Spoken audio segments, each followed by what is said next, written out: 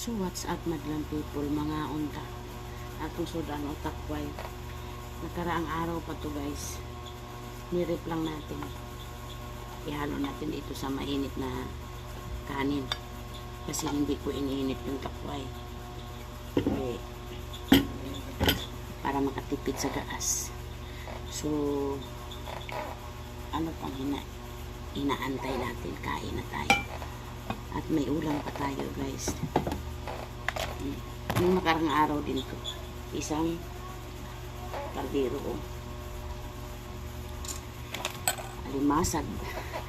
Nung nakarang araw pa to, init-init lang ang ginagawa ko kasi para makatipid sa gas.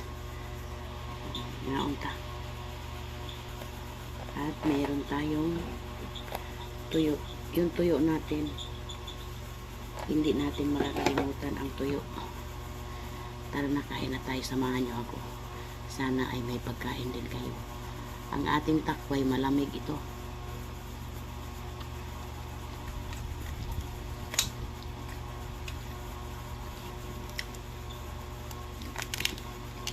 Hinalo ko sa kanin na mainit.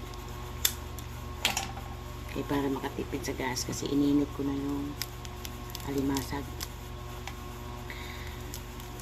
Hindi ko na ininit yung takway. Kasi kunti lang naman. Pwede ihalo sa kanin na mainit.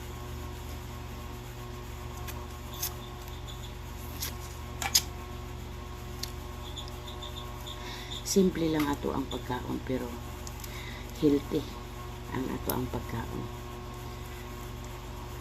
Maraming benefit sa katawan. Lalo na ito yung takway.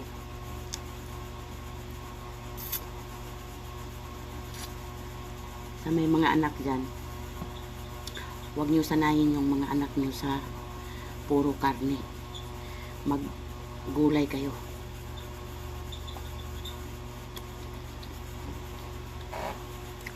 Kasi ang bata pagka nakatikim ng mga masasarap na karne,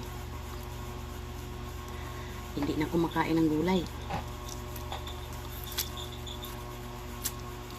Kaya sanayin nyo para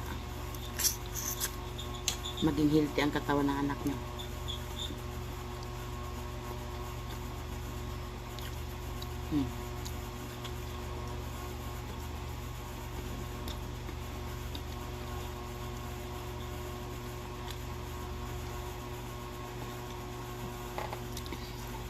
Bukad.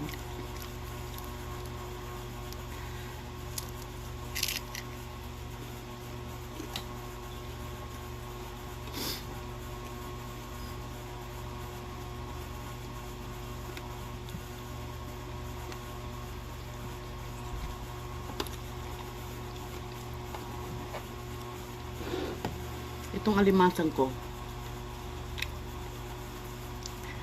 kung hindi ko na naman ito maubos, i-rep ko naman ito.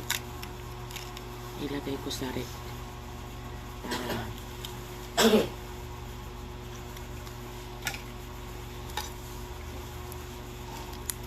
may ulam pa. Kain na.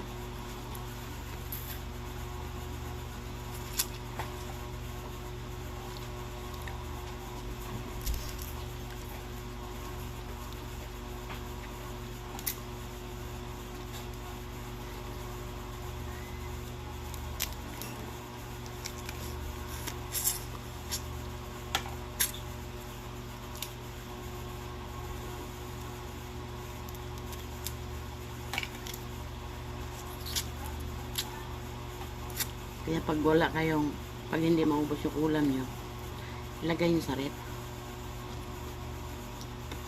Huwag nyo itapon kasi sayang. Pwedeng initin.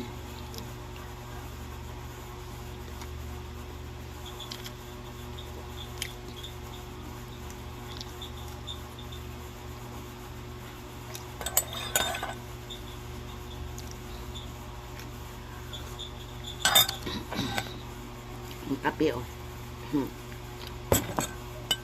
Kape tayo.